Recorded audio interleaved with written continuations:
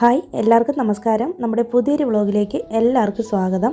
അപ്പോൾ ഇന്നത്തെ വീഡിയോ ഭയങ്കര സ്പെഷ്യലായിട്ടുള്ളൊരു വീഡിയോ ആണ്. അപ്പോൾ നിങ്ങൾ ടൈറ്റിലും തംബ്നെയിലും ഒക്കെ കണ്ടതുപോലെ തന്നെ ഭയങ്കര ഹാപ്പി ആയിട്ടുള്ളൊരു ഡേ ഇൻ മൈ ലൈഫാണ്. ഒരു 10-13 വർഷങ്ങൾക്ക് ശേഷം എൻ്റെ ബെസ്റ്റ് ഫ്രണ്ടിനെ കാണുവാണ്. ബെസ്റ്റ് ഫ്രണ്ടെന്ന് പറയാനായിട്ട് പറ്റത്തില്ല, സോൾമേറ്റ് എന്നൊക്കെ വേണമെങ്കിൽ പറയാം. അത്രയ്ക്കും ഇമ്പോർട്ടൻ്റ് ആയിട്ടുള്ളൊരു ആളിനെയാണ് ഞാനിന്ന് കാണാനായിട്ട് പോകുന്നത്. അപ്പോൾ നമ്മുടെ സൺഡേ ആയിരുന്നു നമ്മളിന്ന് മീറ്റപ്പ് വെച്ചിട്ടുണ്ടായിരുന്നത്. അപ്പോൾ ശരിക്കും എൻ്റെ ഫ്രണ്ടിനെ കുറിച്ചുള്ള കാര്യങ്ങളൊക്കെ ഞാൻ വീഡിയോയുടെ ലാസ്റ്റ് പറയുന്നതായിരിക്കും. അപ്പോൾ നിങ്ങൾ എന്തായാലും വീഡിയോ കണ്ട് നോക്കണേ, ഇൻട്രസ്റ്റിംഗ് ആയിരിക്കും. അപ്പോൾ സൺഡേ രാവിലെ എഴുന്നേറ്റിട്ട് ഞാൻ നേരെ നമ്മുടെ ചെടികളെയൊക്കെ ഒന്ന് നോക്കാനായിട്ട് വന്നിട്ടുണ്ട്. പിന്നെ മാത്രമല്ല ഒരു സന്തോഷ വാർത്തയുള്ളതെന്ന് വെച്ചിട്ടുണ്ടെങ്കിൽ നമ്മുടെ ചെന്നൈയിൽ ഇപ്പോൾ ക്ലൈമറ്റൊക്കെ ആകെ മാറിയിട്ടുണ്ട്. അപ്പോൾ ചൂടൊക്കെ പോയിട്ട് നല്ല അടിപൊളി ക്ലൈമറ്റ് വന്നിട്ടുണ്ട്. അപ്പോൾ എന്താ നന്നായിട്ട് മഴയൊക്കെ തുടങ്ങിയിട്ടുണ്ട്. അപ്പോൾ നിങ്ങൾ കണ്ടോ, എൻ്റെ ചെടികളെല്ലാം പോയേക്കുക. അപ്പോൾ എല്ലാ ചെടികളും കരിഞ്ഞ് ഉണങ്ങി നിൽക്കുകയാണ്. കാണുമ്പോഴത്തേനും ഭയങ്കര സങ്കടം തോന്നുന്നുണ്ട്. അപ്പോൾ നിങ്ങൾക്ക് എൻ്റെ പഴയ ചാനൽ സ്ഥിരമായിട്ട് കാണുന്നവർക്കാണെങ്കിലും മനസ്സിലാവുമല്ലോ എന്തുമാത്രം ചെടികളാണ് ഉണ്ടായിരുന്നതെന്ന്. കുറേ അധികം ചെടികൾ നശിച്ച് പോയേക്കുക കേട്ടോ. അപ്പോൾ ഈ ചെടികളൊക്കെ ഇനി എന്തായാലും കരിഞ്ഞുണങ്ങിപ്പോയതിനെയൊക്കെ ഞാൻ എന്തായാലും കളയാനായിട്ട് പോവാണ്. അപ്പോൾ നല്ല ചെടികളെയൊക്കെ നിർത്താനും പോകുന്നുണ്ട്. ഇനിയിപ്പോൾ നമ്മൾ പെട്ടെന്നൊന്നും പുതിയ ചെടികൾ മേടിക്കുന്നില്ല. ഞാൻ ശരിക്കും ഈ ഒരു വെയിലത്ത് ചെടികളെല്ലാം ഉണങ്ങിപ്പോയപ്പോഴത്തേനും ഇനി ഞാൻ ഗാർഡനിങ് ചെയ്യുന്നില്ല എന്നൊക്കെ തീരുമാനിച്ചിരുന്നായിരുന്നു കേട്ടോ. അത്രയ്ക്ക് എനിക്ക് വിഷമം തോന്നിയതാണ്. എല്ലാ വർഷവും ഇത് തന്നെയാണ് അവസ്ഥ. ഈ ഒരു വെയിൽ വരുന്ന സമയത്ത് ചെടികളെല്ലാം ഉണങ്ങി പോകുമ്പോഴും ഞാൻ വിചാരിക്കും ഇനിയിപ്പോൾ നമുക്ക് ചെടികളൊന്നും വേണ്ട, എന്തിനാ എത്രയും ക്യാഷ് കൊടുത്ത് മേടിക്കുന്നതെന്നൊക്കെ. പക്ഷേ എന്താണെന്നറിയത്തില്ല, മഴ വരുമ്പോഴത്തേനും പിന്നെ വീണ്ടും എനിക്ക് ഗാർഡനിങ്ങിലോട്ട് താല്പര്യം കൂടും. അങ്ങനെ എൻ്റെ ചെടികളെയൊക്കെ ഉണങ്ങിപ്പോയതിനൊക്കെ ഞാൻ പറിച്ച് കളയുവാണ്. ബാക്കിയുള്ളതൊക്കെ നിർത്തിയേക്കാം. പിന്നെ പുതിയ ചെടികൾ ഇനി നമുക്ക് മേടിക്കണം. പിന്നെ നാട്ടിൽ നിന്ന് വന്നപ്പോഴത്തേനും ഞാൻ ശരിക്കും ചെടികൾ കൊണ്ടുവരാത്തതിൻ്റെ മെയിൻ കാരണം എന്ന് പറയുന്നത് തന്നെ ഇവിടെ എപ്പോഴാണ് മഴ വരുന്നതെന്ന് കൃത്യമായിട്ട് അറിയത്തില്ല കേട്ടോ. സാധാരണ അങ്ങനെ ജൂൺ മാസത്തിൽ മഴ വരാറില്ല. പൊതുവേ വരുന്നത് സെപ്റ്റംബർ ഒക്ടോബർ ആ സമയത്തൊക്കെയാണ് മഴ തുടങ്ങുള്ളൂ. അപ്പോൾ ഈ വർഷം എല്ലാ ക്ലൈമറ്റും ഇങ്ങനെ നേരത്തെ വന്നു പോവല്ലേ, അതുകൊണ്ട് നമുക്ക് ഇച്ചിരി നേരത്തെ തന്നെ മഴ കിട്ടിയേക്കുവാണ്. അങ്ങനെ ഞാൻ എന്തായാലും ഗാർഡനിലേക്ക് വന്നിട്ട് ചെടികളൊക്കെ എടുത്ത് നന്നായിട്ട് ഒന്ന് സെറ്റ് ചെയ്ത് വെക്കാമെന്ന് വിചാരിച്ചു. എനിക്ക് ഏറ്റവും ഇഷ്ടപ്പെട്ട കാര്യമാണ് ഗാർഡനിങ് എന്ന് പറയുന്നത്. നമുക്കിപ്പോൾ പറയാനും വേണ്ടിയിട്ട് അത്രയ്ക്കും ഭയങ്കരമായിട്ടുള്ള ചെടികളൊന്നും ഇല്ല, എന്നാലും നമുക്ക് ഹാപ്പിനെസ് കിട്ടുന്ന കാര്യങ്ങൾ നമ്മൾ എപ്പോഴും ചെയ്യാനായിട്ട് ശ്രദ്ധിക്കുക. ഇതൊക്കെ നമുക്ക് പൈസ കൊടുത്ത് അങ്ങനെ ഒരുപാട് ക്യാഷ് മുടക്കി ചെയ്യുന്ന കാര്യങ്ങളൊന്നും അല്ല. നമ്മൾ ജീവിതത്തിൽ നമുക്ക് ചെറിയ ചെറിയ സന്തോഷങ്ങളാണെന്നുണ്ടെങ്കിൽ അത് ആസ്വദിക്കുക തന്നെ വേണം. എന്നെ സംബന്ധിച്ചിടത്തോളം ഞാൻ ചെറിയ കാര്യങ്ങളിൽ സന്തോഷം കണ്ടെത്തുന്ന ആളാണ്. ഒരുപാട് വലിയ ക്യാഷ് കൊടുത്ത് ഭയങ്കരമായിട്ടുള്ള ആഗ്രഹങ്ങളോ അല്ലെങ്കിൽ ഭയങ്കരമായിട്ടുള്ള സ്വപ്നങ്ങളോ ഒന്നും ഉള്ള ആളൊന്നും അല്ല. ചെറിയ ആഗ്രഹങ്ങളിലൂടെ സന്തോഷം കണ്ടെത്തുന്ന ആളാണ് ഞാനപ്പോൾ നമ്മുടെ ആദ്യത്തെ ചെടിയുടെ തുടക്കം തന്നെ എൻ്റെ ഹസ്ബൻഡ് ഓഫീസിൽ നിന്ന് കിട്ടിയിട്ടുള്ള ചെടി വെച്ചുകൊണ്ട് തന്നെ ആവട്ടെ എന്ന് ഓർത്ത് കേട്ടോ. പിന്നെ ചെടി ഞാൻ 2 ദിവസം മുന്നേ തന്നെ വന്ന് നോക്കിയായിരുന്നു. അപ്പോഴത്തേനും നന്നായിട്ട് തന്നെ മണ്ണൊക്കെ ഇത് നനഞ്ഞ് കിടപ്പുണ്ടായിരുന്നു. അപ്പോൾ എന്തായാലും നല്ല 2-3 മഴ പെയ്തതിന് ശേഷം നമ്മുടെ ചെടികളിലെ മണ്ണൊക്കെ ഒന്ന് ഇളക്കി നിർത്താമെന്ന് വിചാരിച്ചിട്ട് അങ്ങനെ വന്നതാണ്. അപ്പോൾ ശരിക്കും 3-4 ദിവസം അടുപ്പിച്ച് മഴ പെയ്തപ്പോഴത്തേനും നമ്മുടെ ചെടിയിലെ മണ്ണൊക്കെ ചെടിച്ചട്ടിയിലിരുന്ന മണ്ണൊക്കെ നന്നായിട്ട് തന്നെ ഒന്ന് ഇളകി വരാനായിട്ട് തുടങ്ങിയിട്ടുണ്ട്. പിന്നെ ഇവരുടെ ഓഫീസിൽ നിന്ന് അന്ന് ഞാൻ പറഞ്ഞിട്ടുണ്ടായിരുന്നില്ലേ, നമുക്ക് ചെടി തന്നപ്പോഴത്തേനും വളം കൂടി തന്നിട്ടുണ്ടായിരുന്നു കേട്ടോ. അത് ചാണകപ്പൊടിയാണ്. ചാണകപ്പൊടിയും വേറെ എന്തൊക്കെയോ മിക്സ് ചെയ്തിട്ടുണ്ട്. അപ്പോൾ ഞാൻ ആ വളം കൂടി കുറച്ച് ഇട്ട് കൊടുക്കുന്നുണ്ട്. അപ്പോൾ എല്ലാം ഒന്നും മൊത്തത്തിൽ ഇട്ട് കൊടുക്കുന്നില്ല, ബാക്കിയുള്ളത് വെച്ചേക്കാം. നമുക്ക് പിന്നീട് എന്തെങ്കിലുമൊക്കെ ആവശ്യം ചെടികൾ നമ്മൾ നടുമല്ലോ, അപ്പോഴത്തേനും യൂസ് ചെയ്യാമെന്ന് വിചാരിച്ചു. പിന്നെ മെയിനായിട്ടുള്ളൊരു കാര്യം എന്ന് പറയുന്നത്, ഞാനിന്ന് ശരിക്കും എനിക്കിന്ന് കുക്കിംഗ് ഇല്ല. കാരണം സാറ്റർഡേയിലത്തെ കറികളും ചോറും എല്ലാം തന്നെ ഇരിപ്പുണ്ട്. അപ്പോൾ അതൊക്കെ ഒന്ന് ചൂടാക്കി എടുത്താലും മതിയാവും. സാറ്റർഡേ വ്ളോഗാണ് നമ്മൾ ലാസ്റ്റായിട്ട് ഷെയർ ചെയ്തിട്ടുണ്ടായിരുന്നത്. അപ്പോൾ അതുകൊണ്ട് തന്നെയാണ് ഞാൻ രാവിലെ തന്നെ ചെടികളിലേക്കൊന്ന് ഇറങ്ങിയത്. പിന്നെ ഞാനിപ്പോൾ തൽക്കാലം ഈ നമ്മുടെ പനിക്കൂർക്ക എന്ന് പറയില്ലേ, ഞവരയില എന്ന് പറയും ഞങ്ങളുടെ അങ്ങോട്ടൊക്കെ. അപ്പോൾ അതിങ്ങനെ തൽക്കാലം ചെടിച്ചട്ടികളിലേക്കൊന്ന് ഒടിച്ച് കുത്തി വെച്ചിട്ടുണ്ട്. ഇനി ബാക്കിയുള്ള ചെടികളൊക്കെ ഞാൻ എന്തായാലും പിന്നീട് മേടിക്കുകയുള്ളൂ. നന്നായിട്ട് മഴയൊക്കെ പെയ്ത് തുടങ്ങട്ടെ, അതിനുശേഷം വാങ്ങിക്കാമെന്ന് ഓർത്തു. കുറേ ചെടികൾ നശിച്ചു പോയേക്കുക. ഒരുപാട് ചെടികളുണ്ടായിരുന്നു. റോസൊക്കെ ആണെങ്കിൽ പട്ടുപോയി, അതുപോലെ തന്നെ ചെമ്പരത്തിയും മിക്ക ചെടികളും പട്ടുപോയേക്കുവാണ്. അപ്പോൾ ഞാൻ എന്തായാലും ഇനിയിപ്പോൾ ചെടികൾ വാങ്ങിക്കുമ്പോഴത്തേനും നോക്കിയും കണ്ടുമൊക്കെ മേടിക്കുകയുള്ളൂ. കാരണം ഒരുപാട് ക്യാഷ് മുടക്കിയിട്ട് അങ്ങനെ ചെടികൾ മേടിക്കാനായിട്ട് ഞാൻ ഉദ്ദേശിക്കുന്നില്ല. ഇപ്പോൾ 10 മണിയും അലോവേറയും പിന്നെന്താ നമ്മുടെ ഈ ഒരു പനിക്കൂർക്കയും മാത്രമാണ് നമ്മുടെ ഗാർഡനിലുള്ളത്. അപ്പോൾ ഈ ഒരു അവസ്ഥയിലാണ് ഇപ്പോൾ നമ്മുടെ ഗാർഡൻ ഇരിക്കുന്നത്. ഒന്ന് ജസ്റ്റ് സെറ്റ് ചെയ്ത് വെച്ചു എന്നേ ഉള്ളൂ കേട്ടോ. ബാക്കി ചെടികളൊക്കെ മേടിച്ചിട്ട് നമുക്കിനി ഗാർഡനിങ്ങിലേക്ക് തിരിച്ച് വരാമെന്ന് ഓർത്തു. വെജിറ്റബിൾസ് കൂടിയില്ല, എല്ലാം പട്ടുപോയേക്കുവാണ്. അത്രയ്ക്കും ചൂടായിരുന്നു എന്നാണ് ഞാൻ പറഞ്ഞു വരുന്നത്. അപ്പോൾ അങ്ങനെ താഴേക്ക് വന്നിട്ടുണ്ട്. പിന്നെ നമ്മുടെ കിച്ചണിലെ പരിപാടികളിലൊക്കെ ഞാൻ പിന്നീടാണ് കയറിയത്. അപ്പോൾ ഇന്ന് നമ്മൾ ഉച്ചയ്ക്ക് ശേഷം ഭക്ഷണം കഴിച്ചിട്ട് ആണ് എൻ്റെ ഫ്രണ്ടിനെ കാണാനായിട്ട് പോകുന്നത്. അപ്പോൾ അതിന് തൊട്ട് മുന്നേ തന്നെ ഹസ്ബൻഡ് ഞാൻ പറഞ്ഞല്ലോ കഴിഞ്ഞ ദിവസം പോയിട്ട് ആമിക്ക് ഇങ്ങനെ ടെക്സ്റ്റ് ബുക്കൊക്കെ മേടിച്ചുകൊണ്ട് വന്നു സ്കൂളിൽ നിന്ന്. അപ്പോൾ അതിൻ്റെ പേപ്പറൊക്കെ ഗ്ലാസ് പേപ്പറാണ് യൂസ് ചെയ്യുള്ളൂ. അപ്പോൾ നമ്മുടെ സ്കൂളിൽ നിന്ന് തന്നെയാണ് തരുന്നത്. പിന്നെ നെയിം സ്ലിപ്പ് നമ്മുടെ അടുത്ത് മേടിച്ചതുണ്ടായിരുന്നു. അപ്പോൾ അവരുടെ നോട്ട്ബുക്കിൽ മാത്രം സ്കൂളിലെ എംബ്ലം വെച്ചിട്ടുള്ളത് നെയിം സ്ലിപ്പ് അവർ തന്നെ ഒട്ടിച്ച് തന്നു. പിന്നെ നമ്മൾ റാപ്പ് ചെയ്തൊന്ന് എടുത്താൽ മതി. അപ്പോൾ ഈ ഒരു ടൈപ്പിലുള്ള ഗ്ലാസ് പേപ്പർ യൂസ് ചെയ്തിട്ട് മാത്രമേ നമുക്ക് ബുക്സ് പൊതിയാനായിട്ട് പറ്റുള്ളൂ. അപ്പോൾ അങ്ങനെ നമ്മുടെ മെയിനായിട്ടുള്ള സ്ഥലത്തേക്ക് പോവുകയാണ്. അപ്പോൾ നമ്മളിന്ന് ബസന്ത് നഗർ ബീച്ചിൽ വെച്ചിട്ടാണ് ഞാൻ എൻ്റെ ഫ്രണ്ടിനെ മീറ്റ് ചെയ്യാമെന്ന് പറഞ്ഞിട്ടുണ്ടായിരുന്നത്. അങ്ങനെ ഹസ്ബൻഡ് എന്നെ കൊണ്ടുപോവുകയാണ്.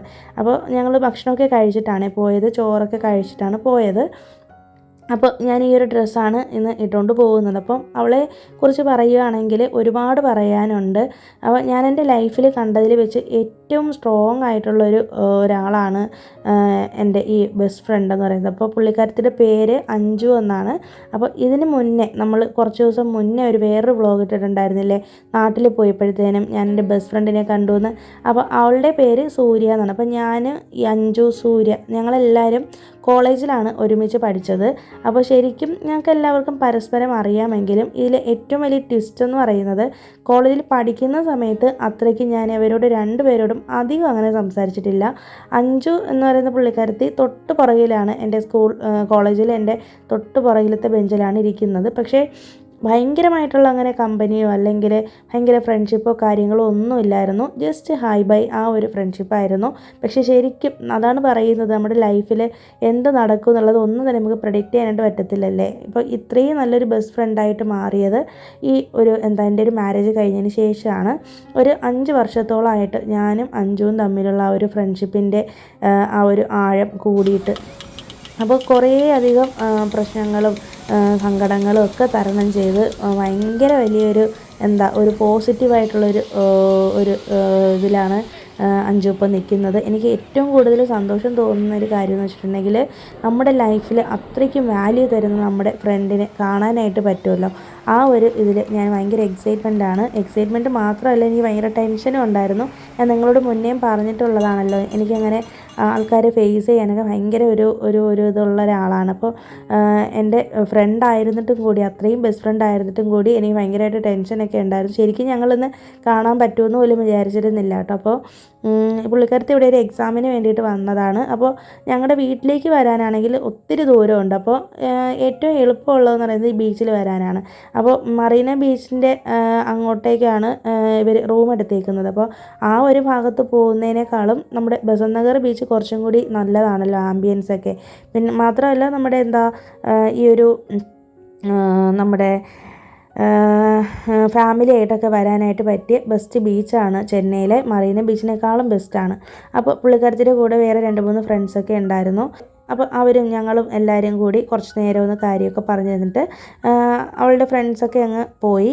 പിന്നെ ഞങ്ങൾ 3 പേരും, ഞാനും അഞ്ജു ഹസ്ബൻഡും മോളും കൂടി ഇരുന്നിട്ട് കുറേ നേരം ടൈം സ്പെൻഡ് ചെയ്ത് കേട്ടോ. ഭയങ്കരമായിട്ടുള്ള സന്തോഷമുള്ളൊരു ഡേ ആണെന്ന്. കാരണം എന്ന് വെച്ചിട്ടുണ്ടെങ്കിൽ കുറേ വർഷങ്ങൾക്ക് ശേഷം ഞങ്ങൾ കാണുവാണ്. അപ്പോൾ ഭയങ്കര ഫണ്ണായിരുന്നു ആ ഒരു ടൈം എന്ന് പറയുന്നത്. പിന്നെ കുറേ അധികം ഞങ്ങൾ ശരിക്കും ഞാനും എവളും തമ്മിൽ ആഴ്ചയിൽ ഒരു ദിവസം എന്തായാലും മസ്റ്റായിട്ട് ഞങ്ങൾ പരസ്പരം സംസാരിക്കാറുണ്ട്. അപ്പോൾ എൻ്റെ അമ്മ കഴിഞ്ഞാൽ ഏറ്റവും കൂടുതൽ സംസാരിക്കുന്ന ആളാണ് അഞ്ജു.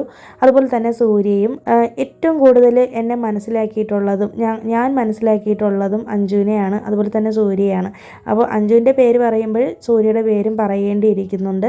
കാരണം 2 പേരെ എനിക്ക് അത്രയും വേണ്ടപ്പെട്ട എൻ്റെ അത്രയും നല്ല സുഹൃത്തുക്കളാണ്. അപ്പോൾ പുള്ളിക്കാരത്തി എന്ന് പറയുന്നത് ഒരു നല്ലൊരു സിംഗറാണ് കേട്ടോ. അപ്പോൾ ഞാൻ പാട്ടൊക്കെ പാടിപ്പിക്കണമെന്ന് വിചാരിച്ചതായിരുന്നു. പാട്ടൊന്നും പഠിക്കാനായിട്ട് പറ്റില്ല. പിന്നെ RJ ആണ്. ഇപ്പോൾ എക്സാമിൻ്റെ കാര്യങ്ങൾക്കൊക്കെ വേണ്ടിയിട്ടാണ് ചെന്നൈയിലേക്ക് വന്നത്. അപ്പോൾ ആമിക്കുട്ടിക്ക് ഭയങ്കര ഇഷ്ടമാണ് അഞ്ജുവിനെ. കാരണം ഞങ്ങൾ ഫോൺ ചെയ്തിട്ടുണ്ടെങ്കിൽ 1.5-2 മണിക്കൂറൊക്കെ ഞങ്ങൾ സംസാരിച്ചിരിക്കാറുണ്ട്. ആ സമയത്തൊക്കെ ആമിയോടും ഒക്കെ അവൾ സംസാരിക്കും. എൻ്റെ ഹസ്ബൻഡിനാണെങ്കിലും ഒക്കെ പുള്ളിക്കാരത്തെ നന്നായിട്ട് അറിയാം. അപ്പോൾ അഞ്ജുവിനെ കാണാൻ പറ്റുമെന്ന് ഞാൻ ഒരിക്കലും വിചാരിച്ചിരുന്ന കാര്യമല്ല. കാരണം നാട്ടിൽ പോയപ്പോഴും കാണാനായിട്ട് പറ്റിയില്ല. നമ്മൾ തിരക്കായിരുന്നു, മാത്രമല്ല മഴയൊക്കെ ആയിരുന്നല്ലോ. പിന്നെ ഇപ്പോൾ ചെന്നൈയിൽ അവൾ വരുന്നു എന്ന് അറിഞ്ഞപ്പോഴത്തേനും കാണാൻ പറ്റാത്ത ഒരു സാഹചര്യത്തിലേക്ക് പോയി. പക്ഷേ എന്തായാലും ലാസ്റ്റ് കാണാൻ പറ്റി. ഒരുപാട് സന്തോഷമുണ്ട്. അപ്പോൾ എൻ്റെ ബെസ്റ്റ് ഫ്രണ്ടാണ്. അപ്പോൾ എനിക്ക് എന്ത് വിഷമം ഉണ്ടെങ്കിലും അവൾക്ക് എന്ത് വിഷമം ഉണ്ടെങ്കിലും ഞങ്ങൾക്ക് പരസ്പരം പങ്കുവയ്ക്കാൻ പറ്റുന്നൊരു നല്ലൊരു സുഹൃത്താണ്, നല്ലൊരു ലിസണറാണ്.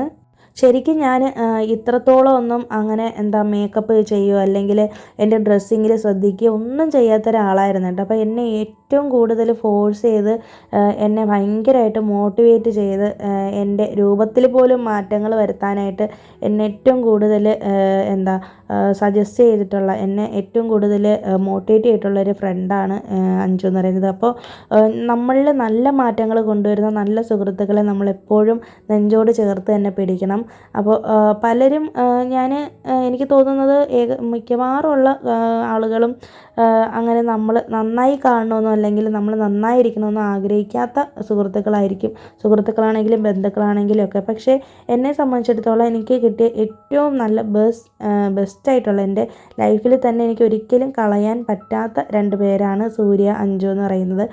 അഞ്ജുവിലൂടെ എനിക്ക് ഉണ്ടായിട്ടുള്ളൊരു മാറ്റം എന്ന് പറയുന്നത് മെയിനായിട്ട് ഞാൻ ഈ ചാനൽ തുടങ്ങുന്ന കാര്യം പറഞ്ഞപ്പോഴത്തേനും എനിക്ക് ഏറ്റവും കൂടുതൽ സപ്പോർട്ട് തന്ന ഒരാളാണ് അഞ്ജു. മാത്രമല്ല ഞാൻ ചെറിയൊരു ഓൺലൈൻ ബിസിനസ്സൊക്കെ ചെയ്യുന്നുണ്ടായിരുന്നു. ആ ഒരു ടൈമിലൊക്കെ എന്നെ ഏറ്റവും കൂടുതൽ എന്നെ സപ്പോർട്ട് ചെയ്തിട്ടുള്ള ഒരേ ഒരു വ്യക്തി എന്ന് പറയുന്നത് അഞ്ജു ആണ് കേട്ടോ. അപ്പോൾ സൂര്യയെ ഞാൻ പരിചയപ്പെടുന്നത് ഈ വ്ളോഗ് തുടങ്ങിയതിന് ശേഷമുള്ള പരിചയമാണ്.